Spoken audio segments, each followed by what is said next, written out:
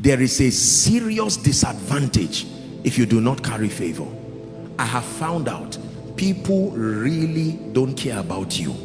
This is a very painful revelation. It takes a long time usually for people. People don't care about you at all. They are passionately obsessed with making a meaning out of their own lives. So whatever will make them leave their own affairs and zoom their attention to you has to be divine. Listen, most of us have this superstitious idea that just because I love God, everybody will shut down on their destinies and just pay attention to me. No, sir.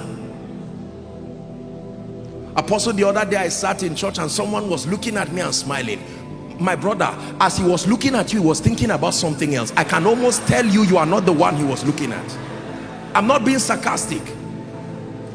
Have you seen people talk and walk and you think they are talking to you, but they are talking about themselves? How is this rent going to come? He says, sorry, I'm not talking to you, I'm discussing something serious.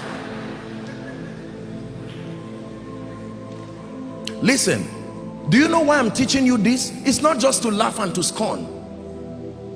If it is true that your success does not just depend, the dynamics of the manifestation now is God in partnership to men to make it happen, and these men are currently distracted pursuing their own destinies, then what do you think will make those men to leave whatever it is and then turn to you and give you dedicated investment of their time, dedicated investment of their resources, dedicated investment of their energy, allow you to climb and leverage upon them?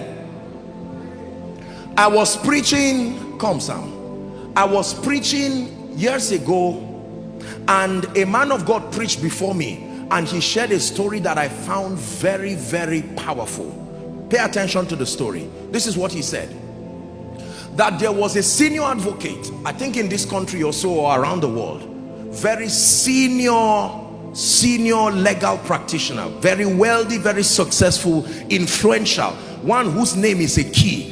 You know, names can be two things, keys or padlocks, but this one, his name is a key. And there was this young lawyer who had tried to set up his firm. It failed. Very sincere, smart gentleman. Watch this. And he was really frustrated, and he went to God in prayer and said, Lord, change my life. Things have to change. And every time he would stand, he would see some of these top clients, institutions running around to talk to that senior advocate, to help them, you know, in all kinds of legal services. And these people would be bidding for millions of dollars. And that gentleman felt life was so unfair. I'm just looking for a fraction of this thing. Look what they want to give this man, and he's leaving them. And what kind of thing is this? When God wanted to help that gentleman, this is what happened. In the presence, I think they were at a conference, and there were several people, businessmen, billionaires, other lawyers, the captains of industry.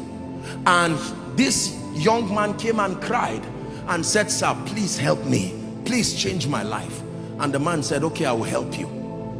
And he said, follow me. And he came out of the veranda, and everybody was looking at him. Oh, this is that our senior advocate. What is he doing with this guy? Then he began to talk with him. So how are you? How is your wife? I said, sir, that's not the issue. He said, just talk to me. And they were walking together. How are you? Are you eating well? Are you taking care? And he was angry. He was saying, sir, the issue is that I'm hungry. And the man said he walked with him. And when he walked with him, he got into his office and said, if you still fail, don't come to my office again. Listen. Do you know what he was doing? People were saying, who is this man?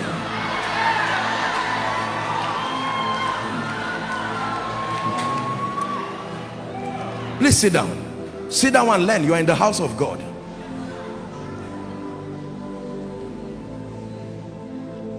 The gentleman came out, true story.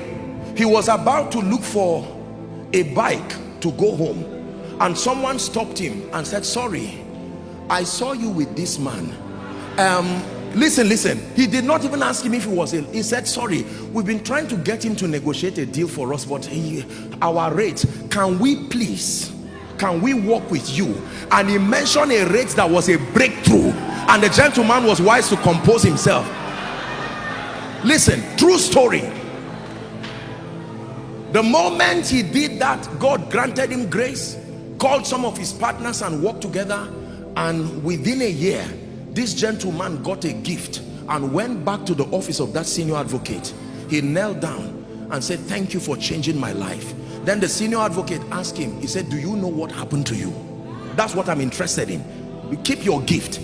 You have to study what happened to you so that you will use it on others too. Favor is when an individual invests his credibility on you.